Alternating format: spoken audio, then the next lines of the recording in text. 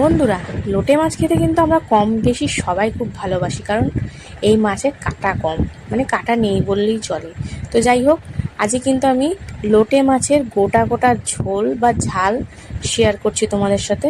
তো চলো কীভাবে আমি করছি সেটাই তোমাদেরকে দেখাবো। প্রথমে মাছটা ভালো করে কেটে ধুয়ে জল ঝরিয়ে হলুদ দিয়ে মাখিয়ে রাখবো, লবণ কিন্তু দেবো না। তারপরে সাদা তেলে, আমি সাদা তেলে যেহেতু করি, সাদা তেলের মধ্যে দিয়ে দিলাম পেঁয়াজ কুচি অনেকটা পরিমাণে। তারপরে পেঁয়াজটা কিন্তু হালকা লালচে লালচে করে ভেজে নিয়ে দিয়ে দেবো টমেটো কুচি, হলুদ গুঁড়ো, লবণ দিয়ে সুন্দর করে মিশিয়ে টমেটোটা নরম করে নেব।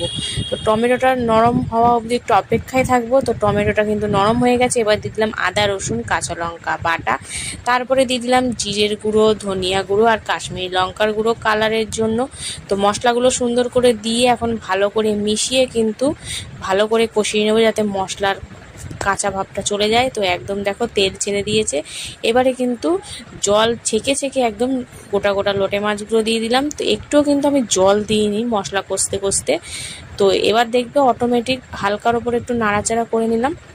আর হলুদ দিয়ে মাখিয়ে রাখলে কিন্তু মাছটা বেশ গোটাই থাকে, ভাঙে ভাবটা খুব কম হয়।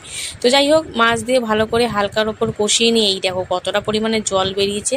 হালকা নাড়াচাড়া করে তারপরে ধনেপাতা দিয়ে কিন্তু নাবিয়ে নেবো। আমার কিন্তু তৈরি হয়ে গেল গোটা গোটা লোটে মাছের ঝোল। গরম ভাতের সাথে পুরো জমে যাবে বন্ধু।